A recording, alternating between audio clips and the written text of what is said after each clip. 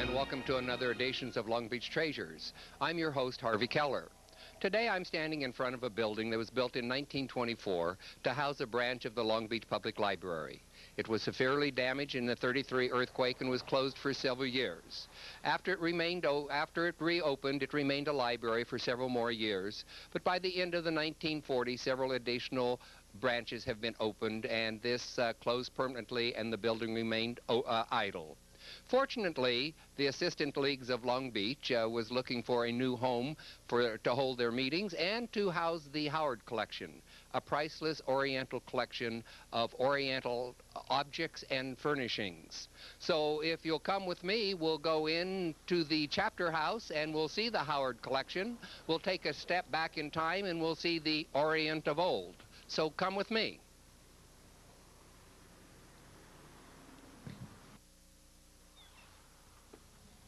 Ohio. Ohio gozaimasu, and welcome to the Assistance League Chapter House. Thank you. Thank you for inviting us into your chapter house. Would you introduce yourself, please? Yes, I'm Kathy McHugh, and I am the chairman of this Howard Collection. What is the Assistance League, and what is the Howard Collection? The Assistance League is a group of women in Long Beach. It's a nonprofit organization that was founded in the 40s to serve the community, and that's what we try to do. And the Howard Collection are all these wonderful things that you see in this room. I don't think many people in Long Beach are aware that the Howard Collection exists. I think it's fabulous. Thank you. Thank you. The Howards were such interesting people. They were a couple that met and married in Hawaii in the late 1800s and 1890s, and then about 1912 they came to Long Beach, and in the meantime they had traveled to the Orient and bought all of these wonderful things, first for their home and then for the Howard Oriental Art Shop, which was down on Magnolia and Ocean. I believe that was in the old Bixby house, was it not? That's right. That's right. And the Assistance League ladies were looking for a home. They started during the war, and they met in people's homes, or they met at the Virginia Country Club or the Boys and Girls Club, and they heard about the Bixby house. So they went down to look at this Bixby house, and they discovered these wonderful Howard collection. And the Howards were gone at that time, and they said that in their will they wanted to leave their collection to an organization that would care for and share it with the community. And the Assistance League was awarded this collection by the courts in 1948, and the rest is history. Well, I thank you for sharing it with us today, and let's start the tour. Okay, wonderful. This is Evelyn Meacham, and she's going to begin by showing you these things. Hi, Evelyn. Good morning. What treasures do you have? In this case, we have all Japanese artifacts, particularly are the fans. On the fans, you will see displayed plum blossoms, which is the first flower to flower in the spring, and bamboo. Both of these are considered good luck. Other items that might be of interest in this case would be a teapot with cups, a charcoal carrier, and a tea bowl. They did not drink out of cups as we do. May I ask who the picture is? This is Mrs. Campbell, the founder of Assistance League. Oh, very good. And may I ask about the beautiful fireplace? This doesn't look Oriental. It is not. This piece, along two companion pieces that you'll see later, were made for the mayor of New York. They were brought to California, and the Howards purchased them when they moved to Long Beach. It is European, took over 3 years to carve, and it depicts the hunt as we would find in Austria, Germany, and on the continent. It's an impressive piece, but it would take an awfully large room to accommodate it. Yes, aren't we fortunate that we have high ceilings here? On the mantle, we have a bowl that has the crane on it, and the crane is a symbol of long life in Asia. Good, then I can just continue on down? Let's go. Oh, this is a beautiful... In this case, we have one of our silks. This is a summer robe. It has been restored. It is thought to be a part of the collection of the emperor's family because of the 5 claws that appear on the dragon. On this particular robe, there are 9 dragons on the back and on the front and on the sides. Do the number of dragons indicate anything? Yes, 9 is a lucky number in Asia.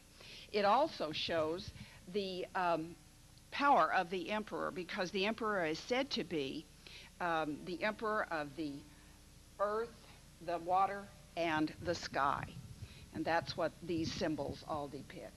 The sleeves have been completely restored, and it is one of our nicer pieces. We love to share that with the school children. How old do you think this is? Probably 100 years or more. Wow. What workmanship. Isn't that beautiful? All hand done. And we're going to have another docent. This is Ruth Grabowski. Hi, Harvey. What treasures have you got for me? I've got more than I can talk about, so I'll begin very quickly. I want to begin with the fans. We have, again, 2 of the fans up here, and then these rounded, they're called the uchiwa. Fans were given by merchants, and these fans, particularly the rounded ones, would be given in sympathy for the hot season, because they were trying to, like we get calendars and the New Year, they were trying to make sure that their customers would come back and remember them for being comfortable. Celadon, the greenware, was developed in Korea originally. There are various types of celadon here. You can see there's a crackled kind, and you can also see that there are various colors. This particular celadon bowl is considered the oldest piece in our collection, and I love it because it has a crack in it, which makes you really realize that it is old. The oldest piece in the collection, dating from what period? I don't know. 15th century Korea. That's Wow. as close as I can get. Jade, of course, is a very hard mineral, and celadon is known as poor man's jade. We have a few little jade items, and they would put pieces of jade on their cloaks as they walked because it makes a tinkle, a very lovely bell-like sound, so they could have little tinkly, beautiful bell sounds as they were going along the street. Is one of these pieces the favorite of Mrs. Howard? I don't know. You've asked the wrong person. I'm sorry. Does anyone else know? The oldest one? Yes, the celadon bowl. We got our answer. There you go. Now we're coming down into the blue and white ware. Now, this looks so much like Delftware from the Dutch. Does that have an influence, Well, do you think? of course, the Portuguese and the Dutch were, into trading with the Chinese and the Japanese. So, yeah, I guess it would. If you go to the East Coast, the Carolinas and Georgia, a lot of this was export, where it was used as ballast on remember, they were windblown ships. Mm-hmm. And, of course, a lot of them arrived in the Carolinas, and the very wealthy, when you go on, like, the Natchez home tours and stuff, you'll find a lot of the blue and white ware. A particularly interesting thing is the snuff bottles. These are painted from the inside. The artisan would use a brush with maybe 1 or 2 hairs, and it's still an art that is done, but there's a tiny hole at the top, and we show them so that you can see the back, so that you can see this is how cleverly the artist has painted them. The very fragile ware, I don't do ceramics, but I can't imagine creating out of wet clay a piece this delicate that could go into a kiln, get fired, and retain its shape. I mean, these are master workers. I can't believe someone could paint a beautiful picture from the I know. inside out. I know, but they do it, and as I say, it's an art, and it's still being done. Now, I always ask the young people, what is this? And the answer I get are pancake maker or tortilla warmer. These are mirrors.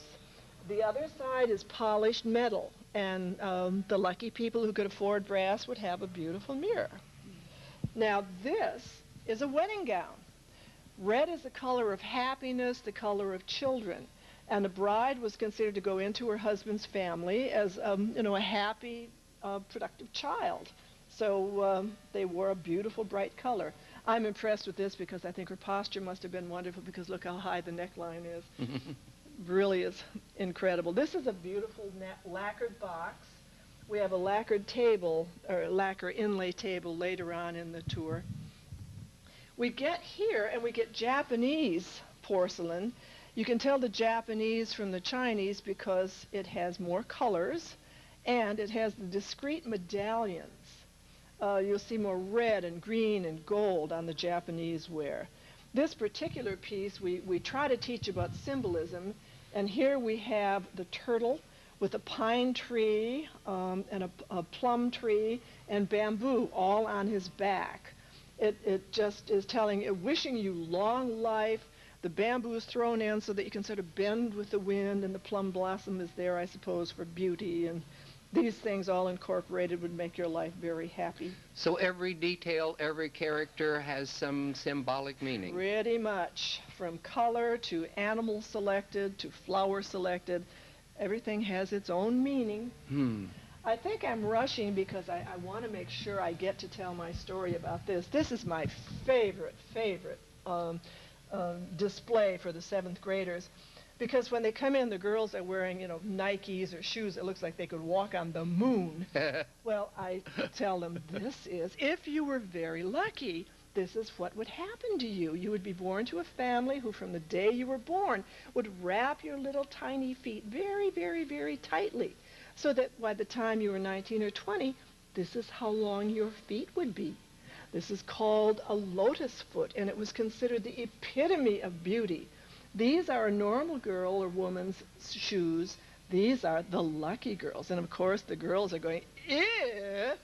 And we have a photo here of what the foot actually looked like. I don't know if you can get it. It was grotesquely misshapen. Wouldn't that be difficult to walk in such a... They could not walk. They had to be carried. That's why it was important that you belong to a wealthy family. And of course, that opens discussions of what is real beauty. Do you have to weigh only 85 pounds to be really beautiful? You're making yourself as unhealthy as the women who had bound feet, and so we have a benchmark for opening conversations. The kids love it. They just love it. This is a beautiful headdress. This is a theatrical headdress, and indeed, at its beginning, it must have been so gorgeous and brilliant. Just a really wonderful piece. This piece is a very subtle, and we're seeing the blue and white and the very vivid colors. This is so beautiful in its quietness with its depiction of cranes. Again, long life symbol. So it's a beautiful thing. This is Britannia ware, which is not Oriental, but it's just beautiful pieces. Metalware, of course, was rare, and only the wealthy could afford it. So it's significant that it's in the collection. This is, I don't know, I might have to move here for you to get a shot of it. This is a Japanese kimono. Kimonos are very, very long. The obi takes up quite a bit, so that this is the only safe way we can display them. And by the way, we never touch these fabrics. We always wear white gloves. It's just an ordeal almost. Because they're so fragile. Yeah, they're so fragile. To store them, to unstore them, they're put in with, acid-free paper, and there can be no folds, and on and on and on and on. Are these cases humidified? Yes, they are. They are. And you may notice in the corner, there's a desiccant. And one of our duties whenever we come is to make sure that we aren't seeing little dead bugs or anything. We've got to maintain these artifacts, well, museum quality, so we maintain them as a museum. Above are 3 lovely temple bells. I've never rung them. I have no idea how they sound, but they certainly look good. Now, she had mentioned that there is a companion case to the fireplace, and this indeed is one of them. Notice the carvings. Let me see if I can guess these correctly. Oh, let's... Shakespeare? Oh, my. Yes. Beethoven? I think you've got a crib sheet someplace. No, but you can tell from the carvings. Correct. And these belong to the governor of New York also? Yes. The artifacts that are in the cases are things that would probably be at an inn or with a large family or for a family reunion. So you can see they're larger. It gives us nice access to larger things. Notice just the little chairs. Dragon chair? Yeah. Dragon chairs, the children, I don't know, do I call them children or young adults? I guess they're young adults at that point. They like the chairs. They like the carving is just phenomenal. Uh-oh, I get another quiz here. Okay, yes you do. Let's see, there should Columbus? Yes, there's the globe. And this might be Leonardo da Vinci. Wonderful, all A's, Harvey. Just couldn't have been better. Do notice the top with the hunters and the bugles. And again, more large pieces. There's a frog on the top of this, which is a Japanese good luck sign. This would probably have been used with a work group. And the teapot would have been suspended on a rope as they were walking. What beautiful carving. Exquisite. And now I'm going to turn you over to... I didn't realize you were going to have a champagne reception for me. Well, we hope we catch your attention and Champagne for one? cause you to linger here a little bit so we can tell you about the uses we make of this lovely museum for the community. We offer docent-led tours for groups of 10 or more at no charge. And then we also rent out this museum and this lovely patio for weddings. It makes just a lovely setting for a wedding. And other groups may hold formal teas here. We have lovely silver service that we share with people as well. This is a huge but beautiful table. It's one of the many pieces that are not part of the Asian collection. And let's go over here. Introduce yourself. I'm Carolyn Lockhart. Hi, Carolyn. delighted What to have treasures do you have? Well, I have a gaming table. You know, people in the Orient always played games. And this one has carved upon it the 4 seasonal flowers, the chrysanthemum, the lotus, the plum blossoms, and the peonies. Yes, each on the legs as you go around the table. And this is rosewood? This is rosewood, correct. And these chairs are carved from the same wood as the table. Can you imagine how long it would take to do a carving of a table like that? I can't imagine it, but I can tell you how long it takes to clean it with Q-tips. Probably as long as it takes to carve it. Just about. We do this 4 times a year with very careful care and polish it as we go. Now this is something that looks a little frightening. Well, the children love this because this is our samurai warrior, and you can see he has everything he needs. Well, he doesn't really. He doesn't have his armor, but we'll show you that in a minute. Please look at his hat. He has a little hole in the top, and smoke would be coming out of that.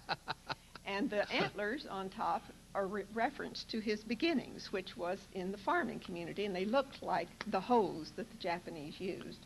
Now this is all made out of silk and leather? No, they're little pieces of metal, of iron, enclosed in lacquer.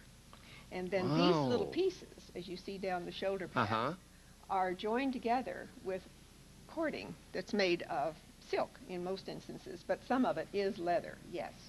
And inside of these little pieces going down the arms, those are little pieces of metal that have been lacquered and then joined together with other things. This has to be a work of art also. Yes, very definitely. And you'll notice they protected their arms and their neck because he has extra pieces over his shoulders. And in the back of the hat, there is a large ruffle that hangs around it. And the face was supposed to be as fierce as possible. We always tell them that the nose is removable, probably because it knocked off the most. And here, I'd really like you to see our flags. Did you know that the Japanese invented flags? No, I did not. And they like to show stories in pictures. So this is the Moen, which is the clan sign of the group of samurai we're talking about. And this is a picture of a lady who is rather large, and she is the samurai general's wife. And they've gone to Korea to fight a battle. And in the battle, her husband is killed. Well, she happened to have been very pregnant. So she had her baby, and she gave it to this camp follower over here, the old retired samurai, to take care of. Now, she looks funny because she put on her husband's armor. You see her shoulder, and she's got his sword and his arrows. And she got on the horse and led the men into battle, and they won, or so the story goes. We couldn't have them lose. What a legend. That's the whole idea. This is full of it. And over here, we have, a doll.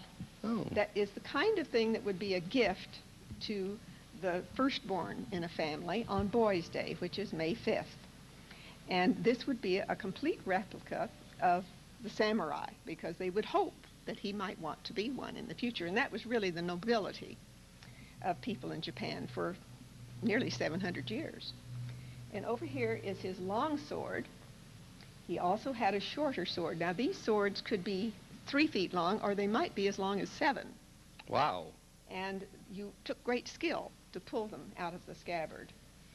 And if you were attacked, even if you were asleep and attacked, you were disgraced if you didn't have the sword itself pulled out of the scabbard at least 2 inches. I don't know how you did that, but anyway. And over on the other side are his long, long bow and his arrows. Now, they were tremendous archers, just tremendous, and particularly accurate on horseback. And they did another little trick in battle. They wore flags on the back of their uniforms on a staff. So they had these scary faces. They had gongs sounding. They had arrows that had perforated points. So in the first group of arrows that were shot in the battle, these perforated points were screaming as they went through the air. They weren't going to hurt anybody when they got to the other end, I suppose, but they were going to make such a hideous sound that it scared their enemies, and they often turned tail and ran. That's really a detailed doll. Yes, it is. He has his face and his little mustache under his hat there, you can see, and you can see again the little hole for his incense or smoke to come out at the top of his hat.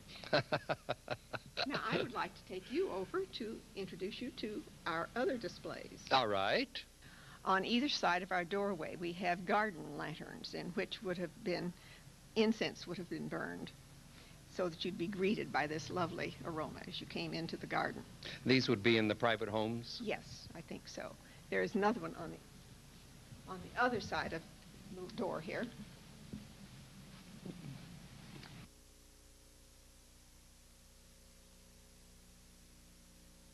Okay, and would you please introduce yourself? I'm Dorothy Farrow. Dorothy, who is the picture here? This is Mrs. Howard, the donor of the Howard collection. She's wearing a fine dress with peacock feathers on it, and this is she in later life. And I believe you know all about the little crickets over here? Yes. I think this is wonderful. I love it too. Crickets as pets go way back to the Tang Dynasty from about 600 to 900. And so they treated them just like we do our pets. They had special houses for them. Their cages were made of wood and bamboo, and some of them were gourds as well, with very ornate tops, carved so the cricket could breathe. And I understand they had trainers and doctors? Oh, yes. If they were sick, they would take them to a doctor for special medicines. But they had trainers because they loved cricket fighting. And so they had special diets. They treated them specially. They starved them before a fight, and then they would have the fight. The arena, no bigger than a dog's dish. And so they built special buildings for these fights that you can still see in some places in China. They could win a lot of money and gold, silver, or jade, and the cricket would get a roasted bug. And so this became a big industry. It gave them much pleasure and joy as pets, and they had to make these things. And I love the tiny little dish in which they would put food or water for the crickets. And before the fight, they would have to be weighed in to see if they would fight as a lightweight, a middleweight, or a heavyweight. So, what a wonderful story. Thank you. Thank you. Hello. Hello, I'm Mary Emma Wright, and I'm going to show you the gong that we use to start our meetings and our presentations. All right.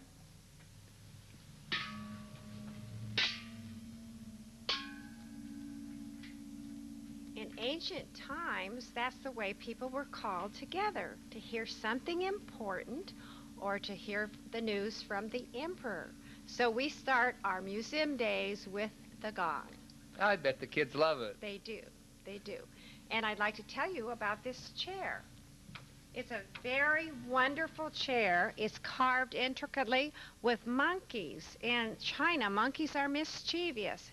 And these monkeys are being mischievous. They want the peach seed. And the peach seed is there for them to get, and then they will live forever. They will have immortality.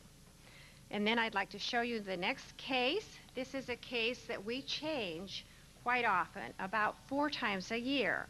And right now we're featuring wood blocks because wood blocks are very important in the Japanese culture. In the middle wood block you will see samurai warriors having a fight. There are 2 of them there. And on either side you'll see the kabuki actors that are acting in the theater. On the top shelf you'll see dolls, very old dolls at either end, and in the middle a netsuke and an enro. In kimonos, when you wore them, there were no pockets, so you had a netsuke and an enro to keep your little treasures in.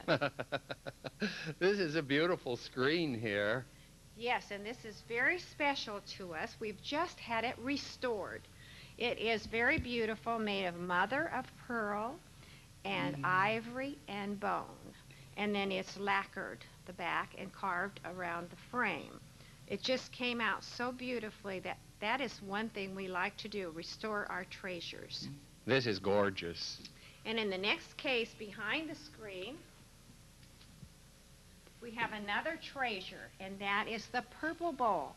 This is probably one of our most valuable things because it belonged to the emperor's grandson. Purple was the color used only for the grandson of the emperor in China. On that same shelf we have something tall, which is a lacquer case, and then you see a ostrich feather that was used to blow away the insects because in the Buddhist religion they did not kill anything, not even insects. And hanging on the wall horizontally you'll see 2 sleeve bands embroidered with the forbidden stitch. It was called that because they had young girls do it starting at age 8. And then by about 14, they couldn't see very well. So they forbade that stitch in China. And in the next case, we have Evelyn Meacham back again to tell you about the treasures in this case. Hi, Evelyn. Hi again. In this case, we have quite a few Japanese items. Starting over here, we have a covered bowl that might have been used to store tea. You know that the Asians loved their tea. This is a neckband.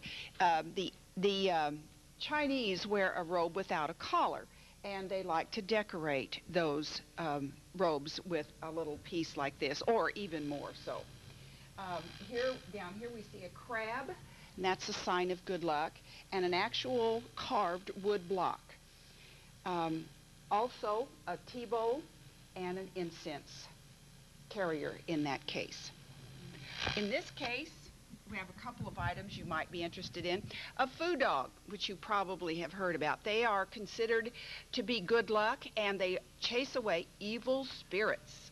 So people would have those in their homes or at the entrance to their homes. This is a full neckband, as you can see, around the collar. Here's another incense carrier, and on the side are some tweezers to pick up, like the incense if it's glowing, or charcoal to carry it about. Here's the famous monkey tray with the hear no evil, speak no evil, and see no evil. And on the bottom shelf we have depictions of the 8 immortals, people who supposedly found the secret to immortality in the secrets of nature. Our children are asked not to touch, just to look. But we got this Buddha. He's in the Zen position, or the meditative position, and they get to pet him and see the wisdom bump and the long ear lobes. So each of the students gets to pet him. Rubbing Buddha brings good luck? Oh, I think so. May I? You may. And the curly hair. How can people come in and see this marvelous collection? We ask them to call our office. I have the number here. The office phone number in Long Beach is 439-0484.